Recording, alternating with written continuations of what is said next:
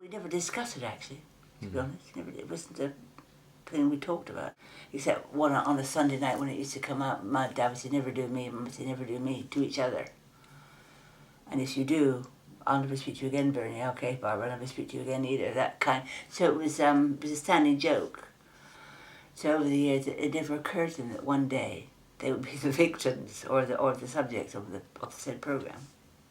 And she didn't know she's being done, but she was, as I said, she was over the moon, delighted that people cared enough to give her this fantastic tribute. And the people that came on, she loved, and she'd forgotten they were there, and she'd forgotten they were alive, actually, as we all did. But a lot of people that she knew and loved for all her life, who phoned her regularly every day, but she didn't realise that this tribute was being set up for her. And she really genuinely didn't realise that people loved her so much.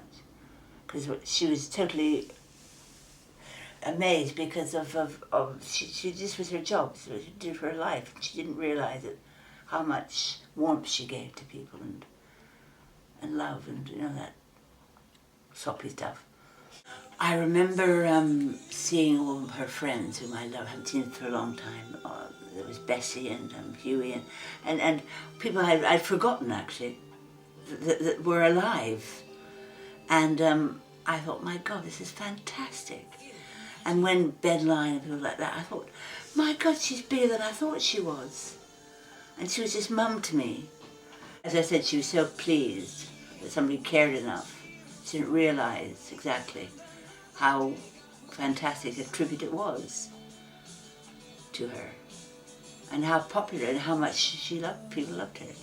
She genuinely didn't. Paddy, who they saw a picture of, Mum's dad, she adored him. And they didn't mention that either, really. And that was sad. So her background, as far as I can remember, was not covered well. She was a pioneer woman, my mother. I could imagine a covered wagon during the pioneer days saying, come on, we're going there, and do it. She was a very, very strong woman. She said she would bring up, never do me, Eamonn, ever do, otherwise I'll kill you. I said, I won't do you. And that was it. But he could keep a secret, Eamonn.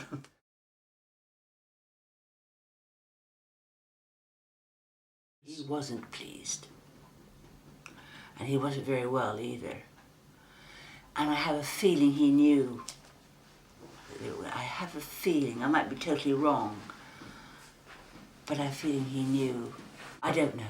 Just the feeling I had that it wasn't a surprise to him. He was expecting it. Not particularly at that particular moment in time, but he was expecting to be done. I remember Dad being not very pleased, pretended that he was a bit grumpy. As I said, he wasn't very well at all in those days. Yeah, and there are a lot of people they didn't mention, a lot of people in the audience they didn't mention, which I found rather disconcerting. Yeah. With John Pittman. Esther wasn't there for some reason. Can't think why. But John Pittman was, and they didn't even mention him. I found that a bit disconcerting.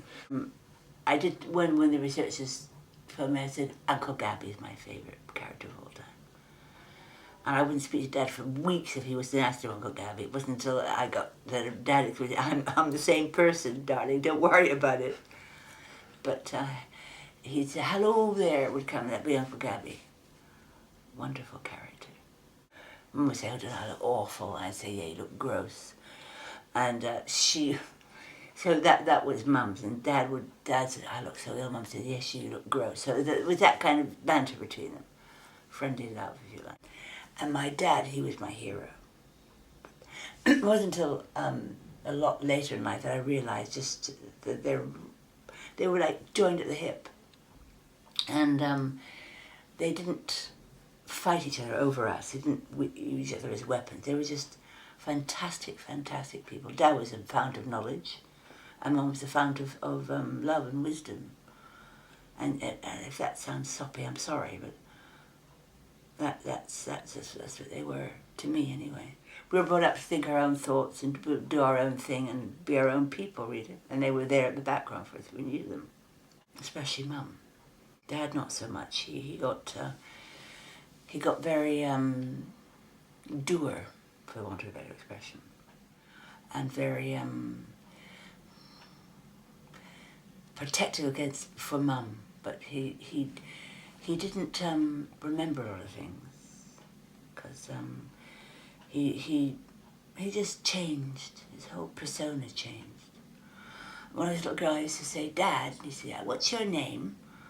I said, "Herman von Vincent-Stindels." I said, "Okay," and I was 5 years old, and Herman, and that name always stuck in my mind. And when he got very ill, Chris and Kim went to see him, and they said he doesn't remember us. I said, "Yes, he does." And I stood there and I said, "Hello, Dad," and nothing. And then, as I left, this is the time I knew he remembered me. He said, "Say goodnight, Herman." And then I knew he remembered me. But say goodnight, Herman. And I said, "Goodnight, Herman." And that was the last time I think I saw him. But my parents, they were the most fantastic people that it was ever my pleasure to be a child to.